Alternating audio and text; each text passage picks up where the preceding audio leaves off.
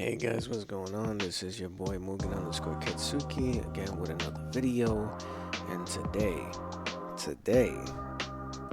we're reviewing the Brook Starray Controller that works for the PlayStation 5 and PC. It also does work for mobile and also Steam.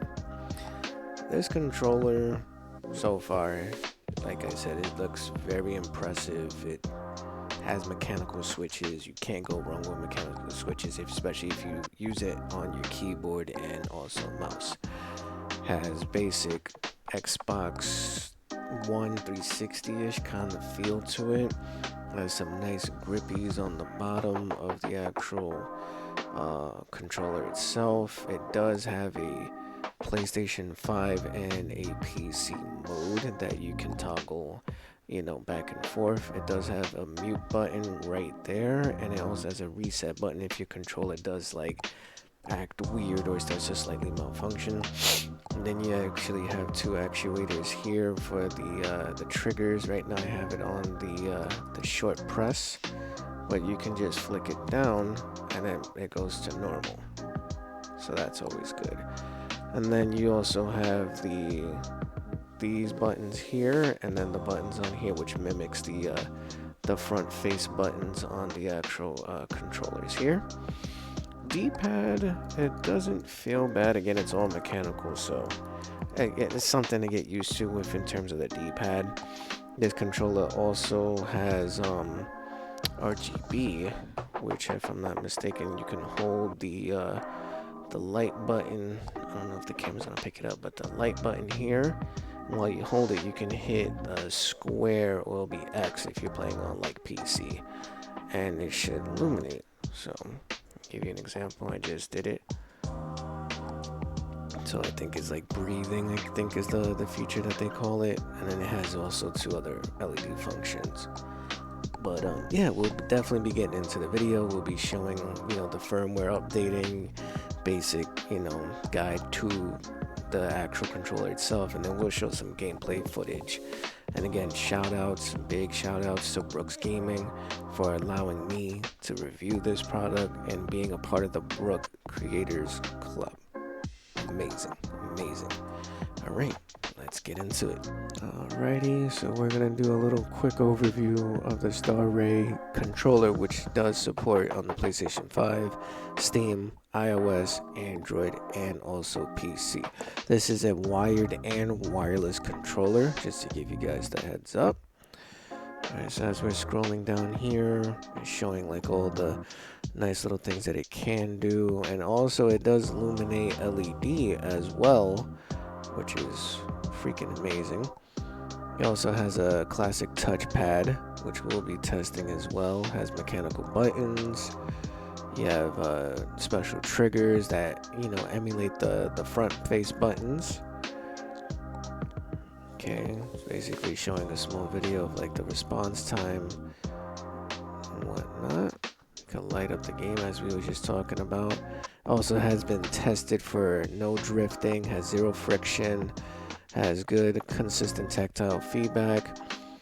Also is 30% faster with mechanical buttons. 0.7 millimeter short travel time for that actuation. So that is going to be corrected in one of the gameplay videos that I might be showcasing in the review, because I think it says 0.3 millimeters. So that corrected me right there.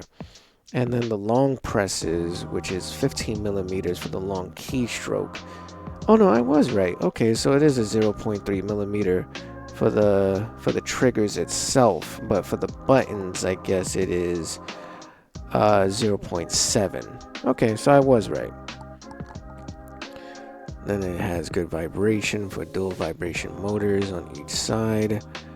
Has the stable control, has the buttons in the back, has the different types of LED functions. And again, it's also addressing that it also works seamlessly with all Brook converters if you decide to use the controller on any other console, so on and so forth. Alright, so that's a brief overview of the actual product. Again, if you guys don't have this controller, definitely go on their website. There's the buy now function right there, and I would most likely say just get anything that's Brooks related. Alright, now since this part is done, we're gonna get into the next slide. Alright, we are doing the downloading firmware update portion of this video here. Again, we're using the Starray Controller. We gotta make sure that we download the ADFU driver update before running the actual updater that we normally go through. When you click on the web or Windows version, you'll basically be taken to a Google Drive where you'll see the PDFs of how to install the firmware, the regular guide for the controller, and the actual zip file that we need to do. So this is the controller. First things first, we need to make sure that we download it. Before running the update program, execute the ADFU driver update file as an admin, and then make sure the controller is on the PS5 mode. So it's already on the PS5 mode. We're gonna open up the thing that I had earlier. I'm gonna look for that now. I believe it's this. Open this up. ADFU. Okay, then we're gonna do it as an admin. And let's see. And then we hit update.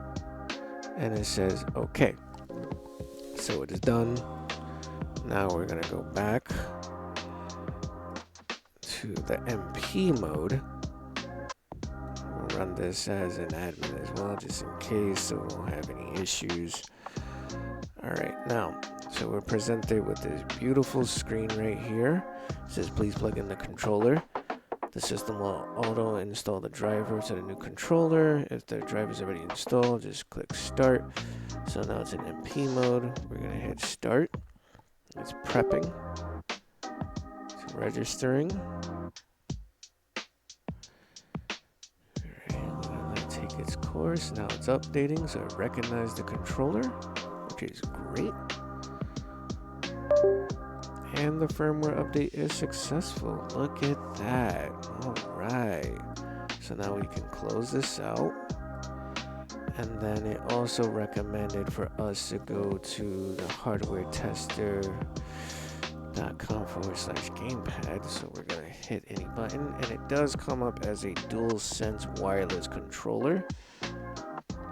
Everything seems like it's all in working order, which is phenomenal.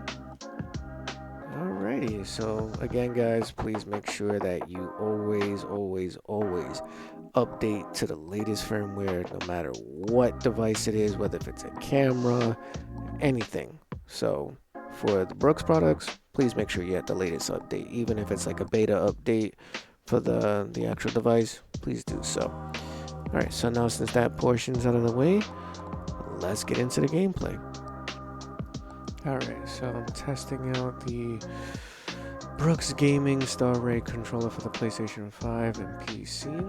As you can see here, I'm just testing out the buttons to see if everything is working as intended, including the other triggers and buttons here. So everything seems to be working as intended, which is a good thing. That means that it recognizes the PC input, which is reading under an Xbox 360 controller or X input. And the good news is that this is testing out for 1,000 hertz pulling rate, which is, like I said, little to no lag at all for precise inputs and so on and so forth. So we'll continue on with the testing when we test out the actual games. So we'll switch over to that now.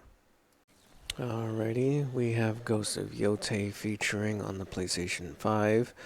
Of course, we are using the Starray Controller.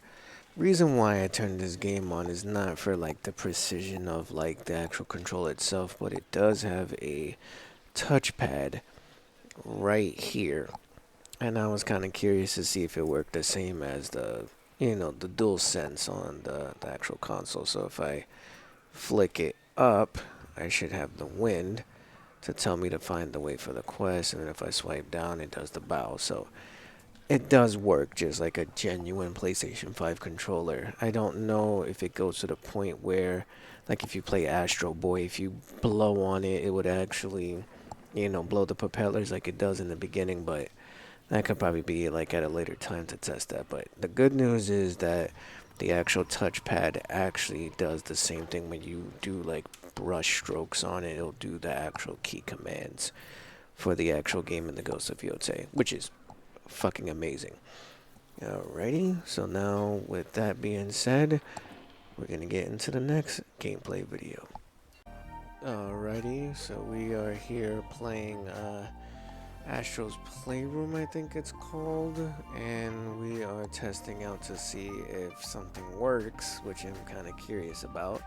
So the touchpad also works on here. It shows you exactly, like, it's very sensitive, and it actually does what it has to do. The motion sense, it works as well, so it has the gyro in it, so it definitely senses the actual controller, which is phenomenal. Now the thing is, I don't know if this is on mute for the microphone. Alright.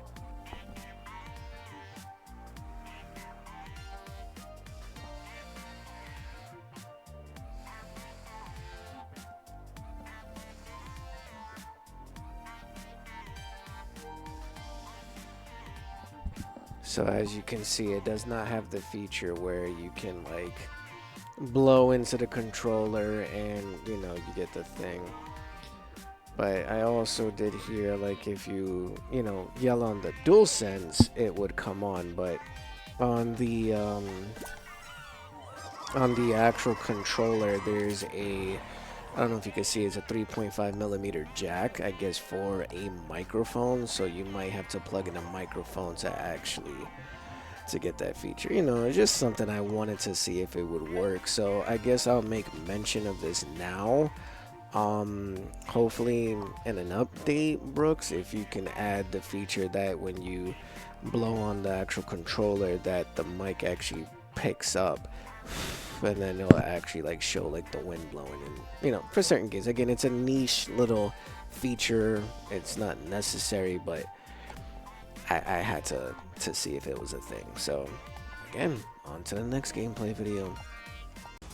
Alrighty, we are now in the next one, which we're playing Ultra Street Fighter 4. That normally it's on the PlayStation 4, but it's compatible on the PlayStation 5. Again, I am playing on the Starray Controller. It's in wireless mode now, so we're just gonna see how responsive it is in terms of like actual button presses, because I love me a good fighting game.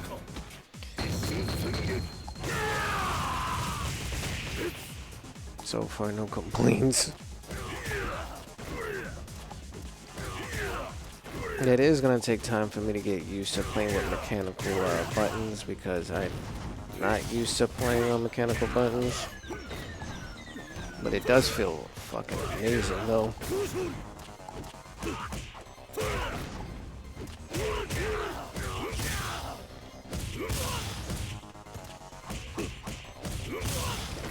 Okay.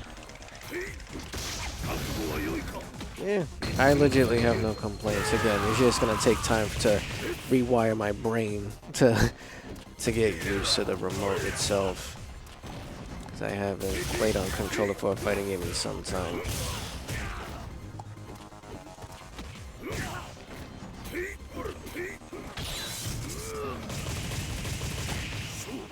I have to say, this is a very responsive controller.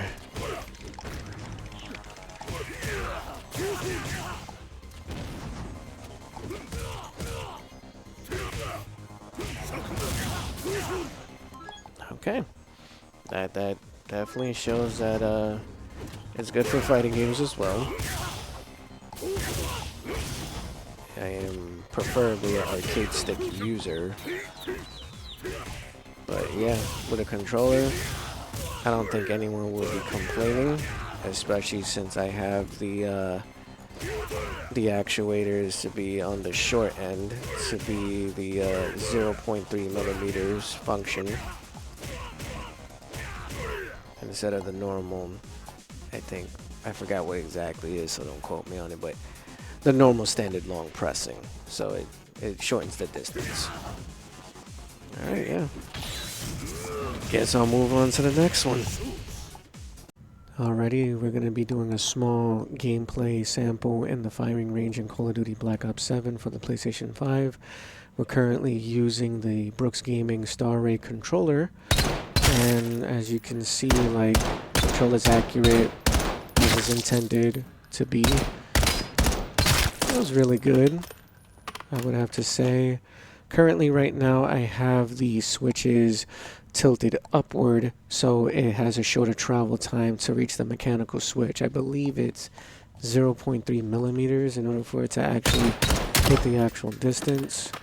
So it feels a lot better for shooting games.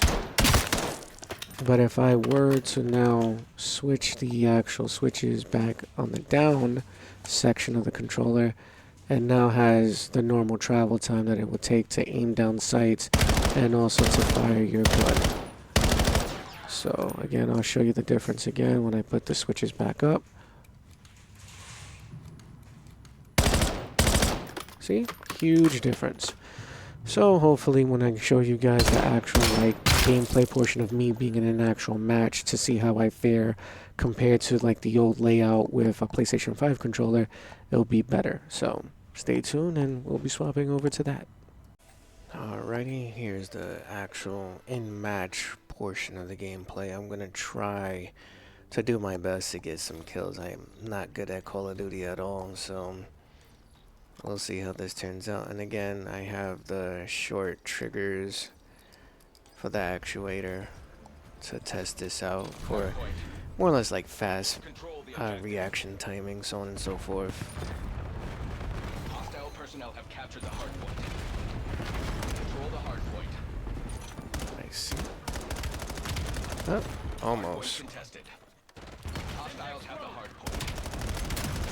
I actually managed to get a kill. Hostile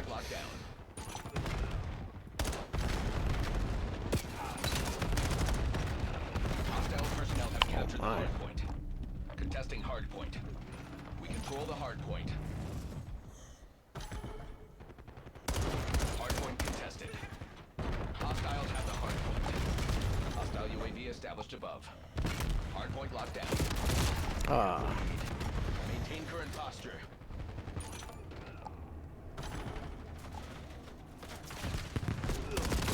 Identified.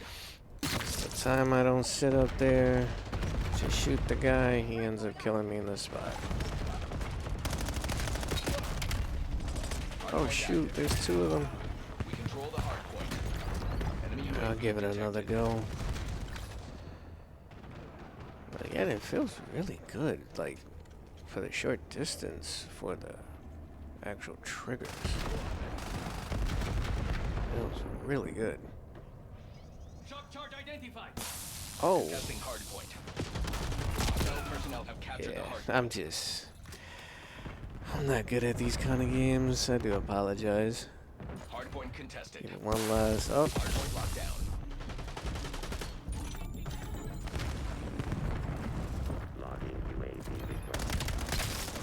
Alright. Hostiles have the hard point. It seems like when you get it yourself going, it's like really good. But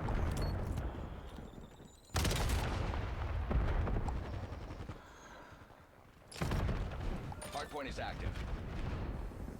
We control the hard point. Hostiles are resupplying.